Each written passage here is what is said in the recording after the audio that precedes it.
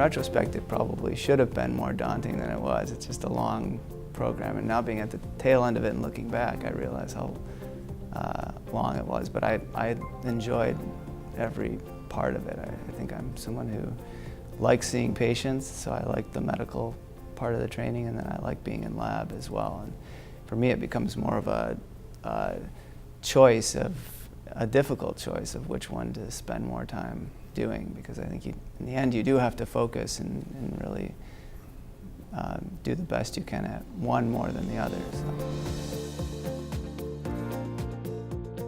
Every once in a while I have to pinch myself to make sure it's real. I think eventually I think each step of the way you start to realize that maybe you're not such a fish out of water, and that you can think like people at Harvard, and your ideas matter. And I think the longer you do it, and the more people you meet, and the more experiences and opportunities you get, I think you start to feel more and more comfortable.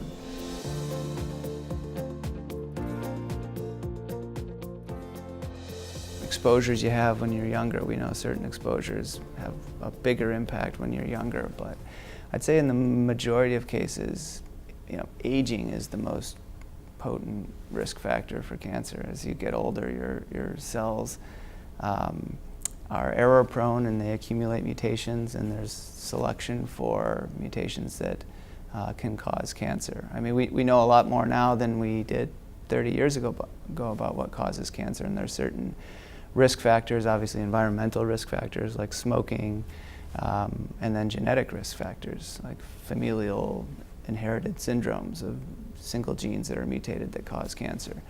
But even the majority of inherited risk we don't yet fully understand. We understand a handful of genes, but there are very likely other genes that you pass on from one generation to the next that contribute to cancer, that some of which may be very strong contributors, some of them may be weak contributors that add up with multiple sort of factors that contribute to your risk.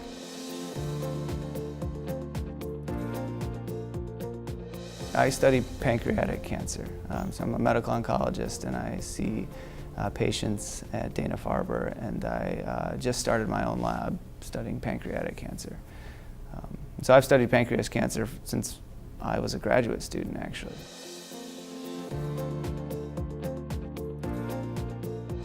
Pancreatic cancer, unfortunately, is just a devastating diagnosis. Almost everyone that gets it dies from it. And unfortunately, the disease itself is bad, but the diagnosis carries with it a weight that I think is very difficult for patients and their families, and really.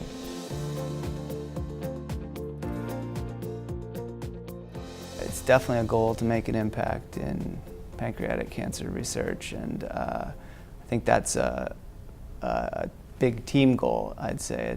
It's many people working together to advance research and clinical care, and I think I'm now in a position that I think I have a really good opportunity to do as much as I can to study the disease, and so I'm pretty thankful for the position I'm in now, to have a lab and to be able to start to really take a big picture perspective on it, and think about how I can attack the problem.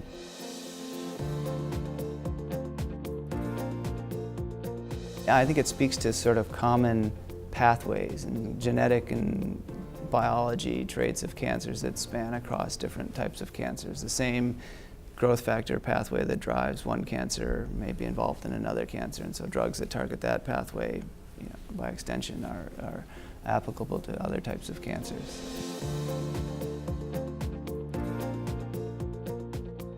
I think that's a challenging goal. I think we'll probably never rid the world of cancer, but hopefully be able to improve our ability to live with cancer and live a longer life and tolerate it, and better treatments with less side effects, and make cancer more of a chronic, manageable disease that in the long run